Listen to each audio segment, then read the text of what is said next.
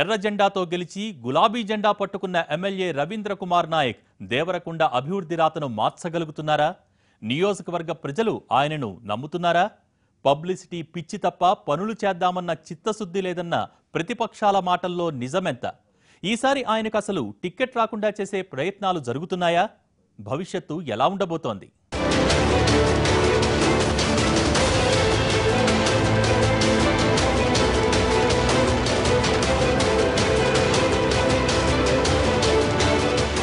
కమ్యూనిస్టులు కంచుకోటగా చెప్పుకునే దేవరకొండ అసెంబ్లీ నియోజకవర్గం 1952లో ఏర్పాటైంది. దేవరకొండ, చందంపేట, చింతపల్లి, డిండి, పెద్ద అడిసర్లపల్లి, కొండమల్లెపల్లి, నేరేడుగమ్మ మండలాలు ఈ పరిధిలో ఉన్నాయి.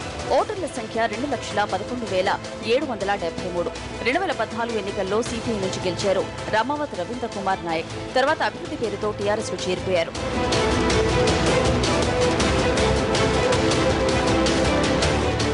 ఎప్పటి నుంచో పెండింగ్ లో ఉన్న డిండి, నక్కలగండి ప్రాజెక్టులను త్వరగా పూర్తి చేయిస్తానని, దేవరకొండలో ఐటీడీఏ ఏర్పాటు చేయిస్తానని ఎన్నికల ప్రచారంలో చెప్పారు రవీంద్ర కుమార్. తాగునీటి సమస్య పరిష్కారంతో పాటు కొత్తగా ఇంటర్, డిగ్రీ కాలేజీలు కట్టిస్తామన్నారు.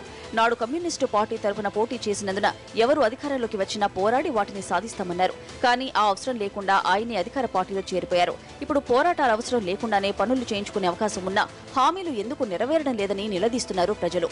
సిపిఐలో ఉన్నప్పుడు ప్రజా సమస్యల మీద నిరంతరం పోరాడిన వ్యక్తి అధికార పార్టీలో చేరాక పరిష్కారాలు దొరకకుండానే సైలెంట్ అవ్వడాన్ని ఎలా అర్థం చేసుకోవాలంటున్నారు.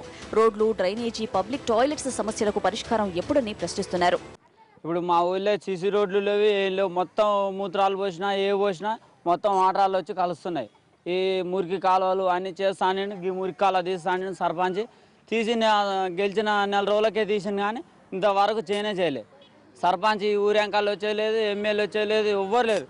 ఈ నల్ల మేమే మా సొంత డబ్బులు పెట్టి వాటర్ మొత్తం పోతుందని మేమే పెట్టుకున్నాం. ఇది మంచికిని కలిసుకొని బాజాలు మొత్తం గలీజ్ ఉన్నాయి. మొత్తం జబ్బులు రోగాలతో ఉంటారు మొత్తం. కానీ మా ఊరికి ఇంతవరకు ఏ ఒక్కటి లేదు. సీసీ రోడ్ లేదు. పక్కన సీసీ రోడ్ పక్కన అన్నం తిందామంటే బాసనకు తట్టుకోలేకపోతున్నాం. కాలువలు లేవు, మురికి కాలువలు లేవు. అంతా ఊరు మొత్తం సమస్యపరంగా మారిపోయింది.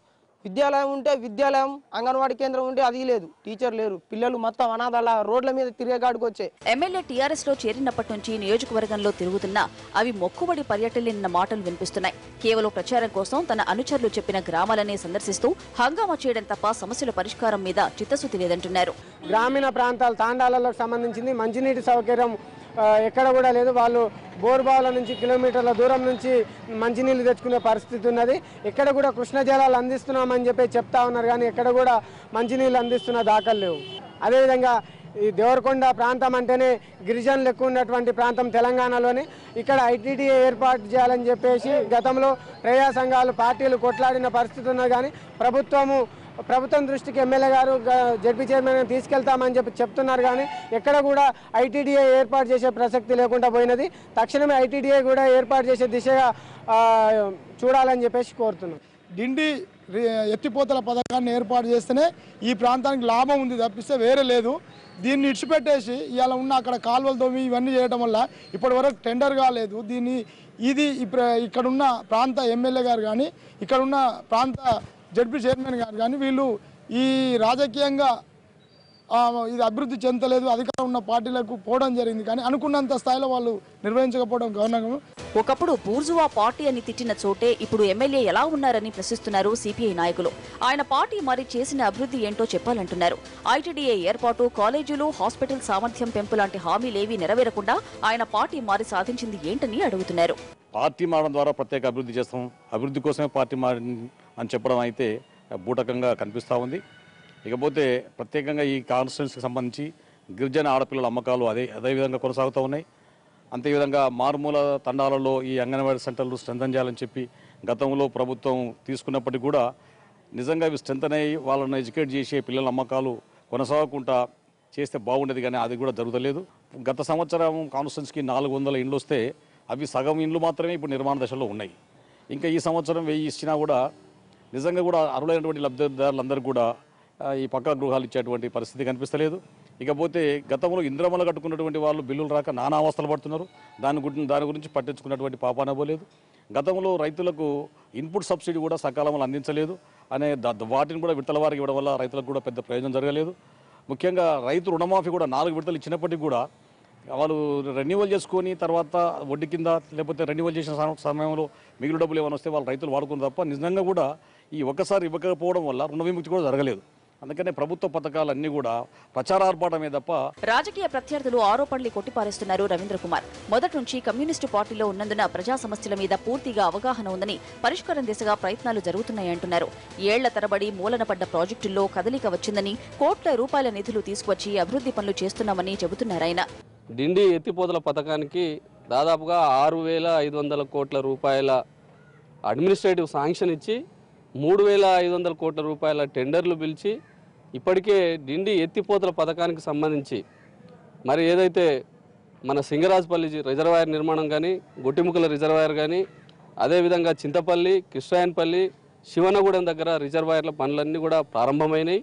అతి తొందరలో రానున్న 2 సంవత్సరాల లోపే మొత్తం కూడా ప్రాజెక్టు పూర్తి చేసి వెనుకబడ్డ ఈ ప్రాంతానికి సాగు, త్రాగునీరు, మరి ముఖ్యంగా ఫ్లోరోసిస్తో ఇబ్బంది పడుతున్న ఈ ప్రాంతానికి మాకు ఏకైక మార్గం డిండి ఎత్తిపోతల పథకం. అలాంటి పథకానికి గౌరవ ముఖ్యమంత్రి గారు శాంక్షన్ ఇవ్వడం అనేది చాలా సంతోషంగా మేము భావిస్తూ ఉన్నాం.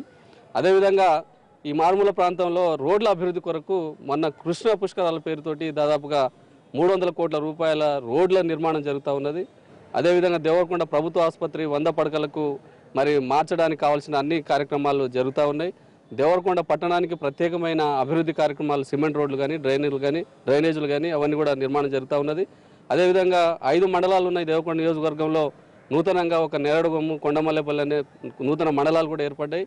అదేవిధంగా హైదరాబాద్ నాగార్జున సాగర్ రహదారి, ప్రధానంగా దేవరకొండ నియోజకవర్గానికి ఉపయోగపడే రహదారికి 100 కోట్ల రూపాయల R&B నుంచి శాంక్షన్ అయ్యి రోడ్లు కూడా పనులు పూర్తవుతూ ఉన్నాయి. అదేవిధంగా ఈ ప్రాంతంలో ఈ గిరిజన ఆడ శిశువుల అమ్మకాలను ప్రత్యేకమైన దృష్టితో ఉంచుకున్న గౌరవ ముఖ్యమంత్రి గారి యొక్క ఆలోచనల నుంచి ఆవిర్భవించిన కళ్యాణ లక్ష్మి కార్యక్రమంలో చాలామంది పేదవాళ్ళు ఇక్కడ ఉపాధి పొందుతూ ఉన్నారు. అదేవిధంగా విద్యకు సంబంధించి ప్రత్యేకంగా ప్రాధాన్యత ఇస్తా ఉన్నారు. దేవరకొండలో రాజకీయ పరిణామాలు ఆసక్తికరంగా మారుతున్నాయి. గత ఎన్నికల తర్వాత రకరకాల కారణాలు చెబుతూ అన్ని పార్టీల నుంచి నాయకులు, కార్యకర్తలు పెద్ద ఎత్తున టీఆర్ఎస్ లో చేరారు. వాళ్లతో ఇప్పుడు గులాబీ శిబిరం కిటకిటలాడుతోంది. అదే టైంలో కుమ్ములాటలు కూడా పెరిగిపోతున్నాయి. ఎమ్మెల్యేది ఒక వర్గం కాగా మాజీ MLA, ZP chairman Balu Naik ది మరో వర్గం. ఏ కార్యక్రమం జరిగినా 2 గ్రూపులు ఢీ అంటే ఢీ అన్నట్టుగా ఉంటున్నాయి. ఎమ్మెల్యేకు ఎంపీ గుత్తా సుఖేందర్ రెడ్డి మద్దతు, జడ్పీ చైర్మన్ కు మంత్రి జగదీష్ రెడ్డి అండదండలు ఉన్నాయని చెప్పుకుంటుంటారు. వర్గపోరు పెరుగుతూ వచ్చే ఎన్నికల్లో రవీంద్ర కుమార్ కు అసలు టికెట్ రాకుండా చేసే ప్రయత్నాలు కూడా జరుగుతున్నాయన్నది కొందరు పార్టీ నాయకుల మాట. టికెట్ కోసం బాలు నాయక్ ఇప్పటి నుంచే గ్రౌండ్ వర్క్ చేస్తున్నారని, ఒకవేళ టీఆర్ఎస్ ఇవ్వకుంటే కాంగ్రెస్ నుంచైనా బరిలో దిగాలనుకుంటున్నట్టు చెప్పుకుంటున్నారు. రవీంద్ర మీదున్న కసితో సిపిఐ కూడా తనకు సహకరిస్తోందని ఆయన లెక్కలు కడుతున్నట్టు ప్రచారం జరుగుతోంది. దీంతో ఈసారి దేవరకొండ రాజకీయం రసవత్తరంగా మారబోతోంది. పోటీ ప్రధానంగా టీఆర్ఎస్, కాంగ్రెస్ మధ్యనే ఉంటోంది.